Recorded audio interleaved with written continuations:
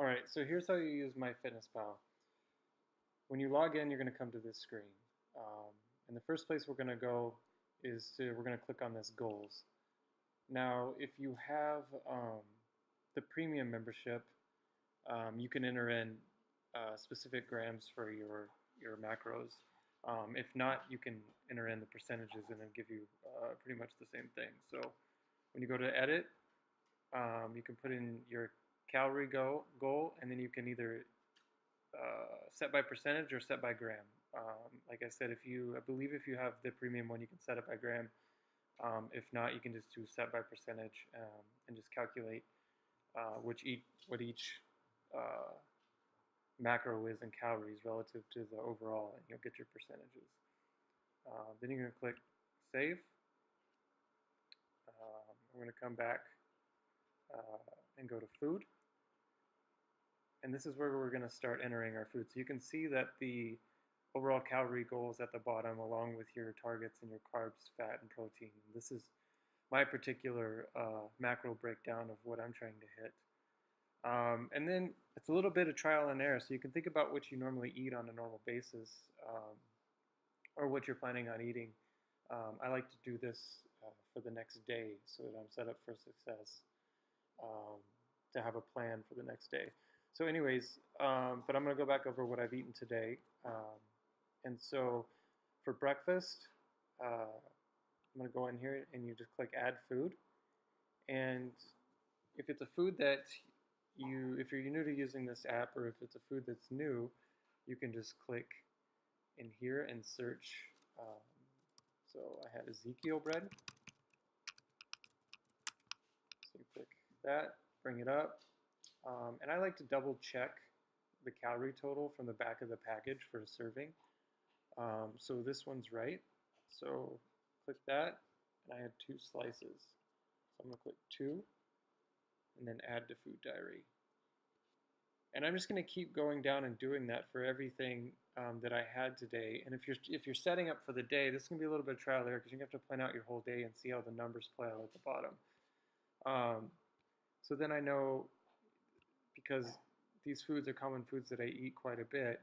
I had butter, I had some steel cut oats, I had 6 eggs, and I had blueberries. There it is. So I'm just going to click add checked. And as you build up your database of the things that you normally eat, this gets pretty quick because you can just go through and check the normal things that you eat, and they'll just come right up. You won't have to keep searching for them. For lunch, now my lunch I split up into 3 different meals, but it was a cup of chicken. And chicken, you can measure by ounces or you can measure by cups. When I do a breast, I'll do ounces, but we did have some pulled chicken, some shredded chicken, so I picked pulled chicken and I just had a cup of it, spread out over 3 meals. I had 8 ounces of broccoli. And then the rice that I use, I actually have down here in a snack.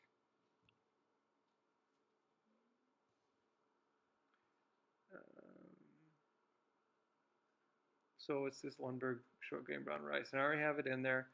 And so I'll just click that, and you can see I had 3 servings of a quarter. This is important to note. This dictates it's a quarter cup dry, which I like to make sure that if I'm doing grains or stuff that I'm cooking, I like to find the dry, either the dry or wet, so you know exactly what you're using. Add that. And you can see it's not with my lunch, but I knew where I'd had it before, so I just go down there and pick it. And then also I had some Justin's classic almond butter packets. Click those. So now here's where I have to start figuring out what else I need. So you can see I need about 20 grams of protein, 34 grams of fat, and call it 100 carbs. So for dinner, this is where I kind of balance things out if I haven't planned accordingly, or if I don't know exactly how much. And so tonight I'm going to have some spaghetti, so I'm going to have some ground beef. Um, and then I'm going to have some marinara sauce. And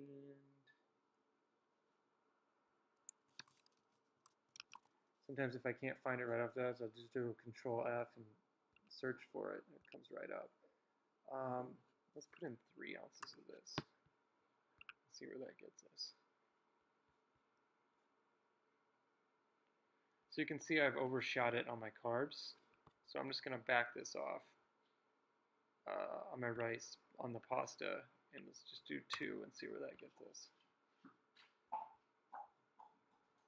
So there, I'm pretty good. So now I'm good with my carbs, I'm good with my protein, and I still got a little bit of fat. So I am going to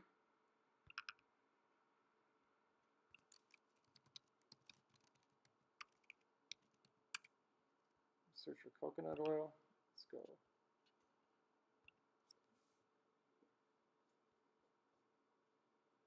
So there, that gets me perfect. So I'm going to cook my hamburger in a tablespoon of coconut oil, and that gets me there. So you can see how I already knew what I was going to eat for breakfast. I already knew what I have for lunch, and dinner I kind of use dinner to balance out the remaining macros that I need. Of course, you can be better at planning this and know exactly what you're going to eat all day, which I do a lot of times. But today, for this illustration, I just wanted to show you how I kind of balance that out to hit my numbers. And then the really cool thing is once these are saved in here, I don't recommend eating the same thing every day. But if you know that you, say, 2 days ago, you want to repeat your menu, you can just go to Quick Tools and put copy from date and pick the date that you want to copy from, and you can do that all the way down. And then you can just repeat what you ate, and you know it's going to be within your macro goals, unless your macro goals change. So yeah, so that's basically how you use MyFitnessPal. It's a very handy tool. And once you get the hang of it, it gets pretty easy and pretty quick. Like I said, I like to do mine the night before so that I know going into tomorrow what I need to prepare for the day. And then I can just be set up for success and just execute my plan. Yeah, so if you have any questions or anything, just reach out to me and I'll be happy to answer them. Thanks.